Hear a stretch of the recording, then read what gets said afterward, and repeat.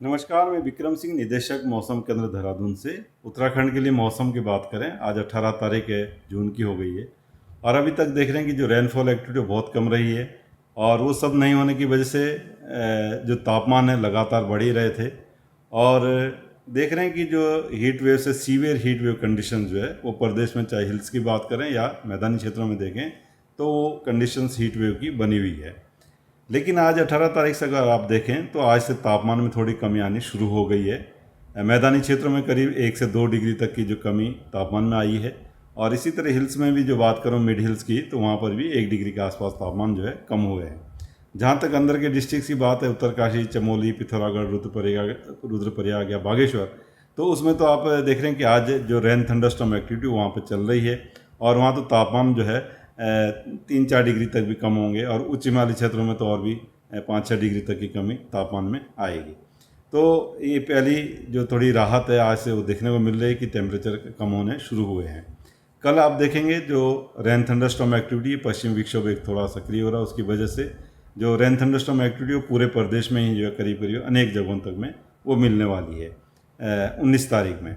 तो जब ये एक्टिविटी रहेगी तो इसकी वजह से आप देखेंगे जो तापमान है इसमें और जो कमी आएगी, 4-5 डिग्री तक मैं ऑन एन एवरेज बोलूँगा कि इतना कमी टेम्परेचर्स में कल जो है वो आ जाएगी। तो मैं समझता हूँ कल तो हीट वेव कंडीशन या इस तरह की चीज़ें ख़त्म हो जाएंगी। परंतु साथ में ये देख रहे हैं कि जो तापमान है, तब आप अगर मैं कल के बाद बात करूँ तो ये अब 38-39 इससे ऊपर नहीं जाने चाहिए। तो हीट वेव कंडीशन वाली बात अब नहीं रहेगी, चाहे वो हिल्स की बात करें वहाँ भी 30 से कम ही रहेंगे ये, या आप मैदानी क्षेत्रों में देखें वहाँ पे 40 से कम आ जाएंगे कल के बाद में जो है, कल से जो है। तो ऐसी स्थिति होने से जो हीट वेव वो कल से आगे जो है अब मैं कहूँगा कि समाप्त हो जाएगी। और कल के बाद जो बारिश आगे भी वो स्कैटर्ड एक्टिविटी में कहूँगा कुछ जगहों तक में हिल्स में आगे भी वो मिलती रहेंगी। तो तापमान अब थोड़ा कंट्रोल होना चाहिए, कम हो जाना चाहिए। 40 से नीचे, जैसे मैंने बोला कि 38 से नीचे मैदानी क्षेत्रों में रहने शुरू हो जाएंगे कल से। और इसी तरह जो हिल्स में बात करूँ तो वहाँ पर भी 28 से 26 के आसपास की रेंज में वो आ जाएंगे। तो ऐसी स्थिति रहेगी। इसके अलावा जो रेन थंडरस्टॉर्म एक्टिविटी है कल के बाद फिर परसों से तो थोड़ी कम हो रही, स्कैटर्ड एक्टिविटी आगे 3-4 दिन आपको हिल्स में देखने को मिलेगी। और जहाँ तक फिर एक्टिविटी जो बढ़ेगी वो 24-25 से दिख रहा है कि 24-25 है जून से जो है जो रेन थंडरस्टॉर्म एक्टिविटी प्रदेश में वो फिर ज़्यादा होंगी। तब वो मैं कहूँगा कि जो प्री मानसून शावर है उस तरह की जो एक्टिविटी वो ज़्यादा उस समय मिलने वाली 24-25 से आगे। और कल के लिए वार्निंग की बात करें तो थंडरस्टॉर्म में या रेन में आप देखते हैं लाइटनिंग है थंडरस्टॉर्म के साथ, या इसी तरह तेज़ हवाएं जिनकी गति मैदानी क्षेत्रों में मैं खासकर अगर बात करूं तो ये 60 से 70 किलोमीटर प्रति घंटा और गस्टिंग में ये जो है 80 किलोमीटर प्रति घंटे तक जा सकती है, जिसकी वजह से कहीं ना कहीं जो है कच्चा हाउसेस को डैमेज या पेड़ वगैरह का गिरना, इस तरह की चीज़ें कहीं कहीं पर देखने को मिलेगी मैदानी क्षेत्रों में विशेषकर।